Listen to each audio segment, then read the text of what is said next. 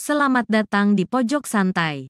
Sebelum Anda mendengarkan audiobook ini, kami menginformasikan bahwa channel ini adalah review audio dari buku yang ada di Indonesia. Untuk membaca keseluruhan buku ini, kami menyarankan membeli buku aslinya di toko buku kesayangan Anda, baik offline maupun online. Keberadaan channel ini dimaksudkan untuk membantu Anda mendapatkan pengetahuan dari buku-buku kesayangan Anda. Jangan lupa untuk subscribe, like, dan komen. Selamat datang di Pojok Santai, channel khusus yang membahas komik dan novel dengan cara asik. Wiro Sableng alias pendekar Kapak Maut Naga Geni 212 mendapati seorang pria yang terbelenggu kedua tangannya. Siapakah pria itu? Yuk temukan jawabannya di video kali ini.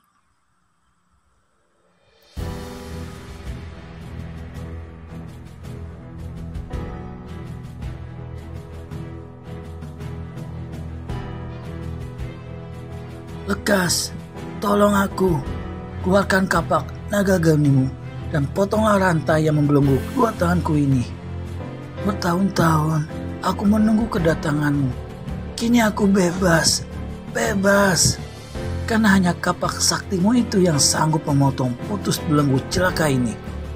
Wiro berdiri bingung dan si orang tua kembali menyuruhnya agar segera mengeluarkan kapak naga geni 212. Dengan hati sedikit meragu karena khawatir orang tua itu akan menipunya, akhirnya Wiro keluarkan senjatanya dari balik pakaian. Sinar putih menerangi ruangan rotan itu. Dengan air muka berseri-seri, si orang tua mengeluarkan kedua tangannya yang terbelenggu. "Potonglah cepat," katanya. Wiro maju mendekat. Dalam keadaan lebih dekat, begitu si orang tua dapat merasakan hembusan nafas gadis berbaju merah yang pingsan di bahu kiri Wiro. Suruh orang tua itu. "Kamu mengganggu seseorang di bahu kirimu. Siapa dia?"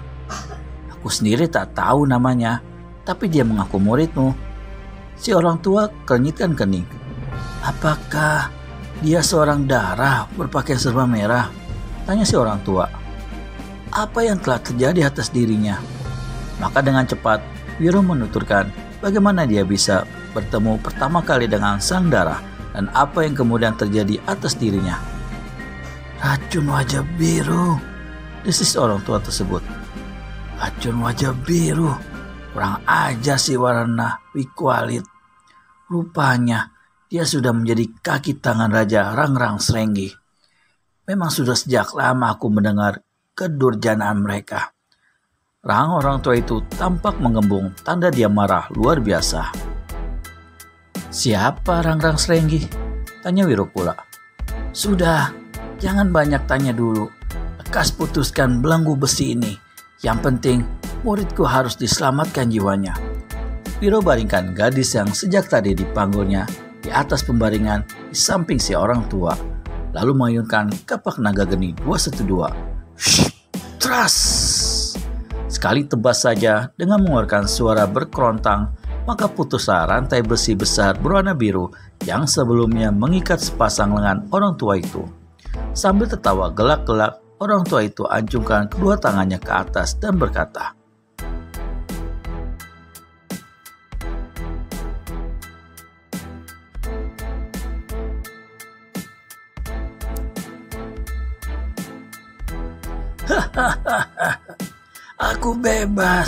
Aku bebas kini. Rangrang Srenggi, kau bakal menerima pembalasanku." Ucapnya itu terputus ketika dia ingat pada muridnya. Dia beringsut ke tempat muridnya terbaring. Dengan jari-jari tangannya disentuhnya bibir gadis itu. Racun jahat, desisnya.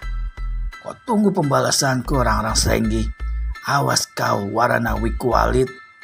Orang tua itu membungkuk dan meraba-raba ke bawah tempat tidur. Dari bawah tempat tidur rotan, diambilnya sebuah botol yang amat kecil. Ditimbangnya botol itu sebentar, lalu tertawa gelak-gelak. Untung dajjal-dajjal bernama Warana Wikualit dan Rangrang Srenggi itu tidak mengetahui tempat penyimpanan obat ini. Untung. Setelah orang tua ini kemudian membungkuk dan menempelkan bibirnya ke bibir muridnya. Setelah menggerakkan tenaga dalamnya, lalu dia menyedot. Sesaat berselang, mulutnya penuh dengan ludah berbusa biru. Ludah itu dimuntahkannya, lalu kembali dia menyedot bibir muridnya. Demikian sampai 3 kali berulang-ulang. Setelah itu, dari dalam botol kecil, diambilnya 3 butir obat berwarna biru. Setelah menotok bagian leher dan perut muridnya beberapa kali, baru obat itu dimasukkannya ke dalam mulut sang murid. Wiro kemudian melihat bagaimana orang tua itu duduk bersila sambil mendekapkan tangan di depan dada. Sesaat berselang, dari ubun-ubunnya keluar rasa putih, bergulung-gulung yang terus membungkus sekujur tubuh muridnya yang terbaring di atas tempat tidur. Tiba-tiba, orang tua itu membentak keras. "Hah!" Bangunan rotan bergoyang keras. Bersama dengan itu, dia mengumpulkan kedua tangannya ke atas dan berseru, "Racun jahat, pergilah!" Gulungan asap putih yang membungkus tubuh muridnya berubah menjadi biru. Begitu seruan lenyap, maka asap biru itu pun sirna. "Bangun muridku, bangun, sadarlah Lestari." Wiro melihat bagaimana gadis yang tadi pingsan membuka matanya perlahan-lahan. Parasnya yang pucat kini kelihatan mulai berdarah kembali, bahkan bibir yang sebelumnya biru kini kelihatan mulai segar kemerahan. Keseluruhan wajahnya jauh lebih cantik dari selagi dia pingsan. Mau tak mau, pemuda kita jadi meneguk air liur. "Bangunlah Lestari, sadarlah." Lestari, demikian nama gadis itu, bangun dan duduk di hadapan gurunya. Sesaat, dia memandang berkeliling dengan pandangan wajah menyatakan keheranan.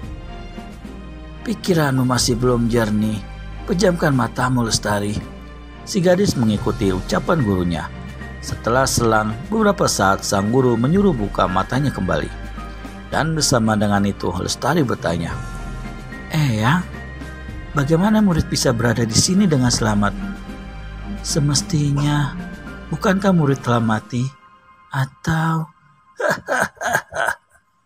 Si orang tua tertawa gelak-gelak. "Soal hidup atau mati ada di tangan Tuhan muridku. Tapi murid benar-benar tak mengerti Eyang. Tanyakan pada pemuda di depanmu." Berkata sang guru. Lestari berpaling. Untuk sesaat, sepasang matanya yang bening beradu pandang dengan mata Pendekar 212 Wiro Sableng.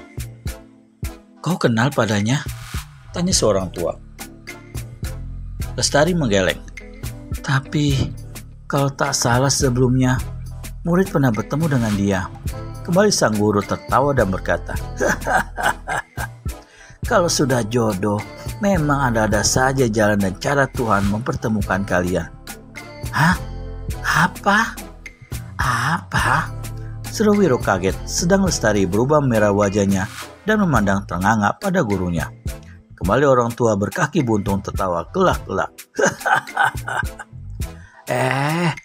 Aku sudah kelepasan bicara," katanya sambil menampar-nampar mulutnya sendiri. "Tapi kalian mempunyai nasib yang sama sejak kecil.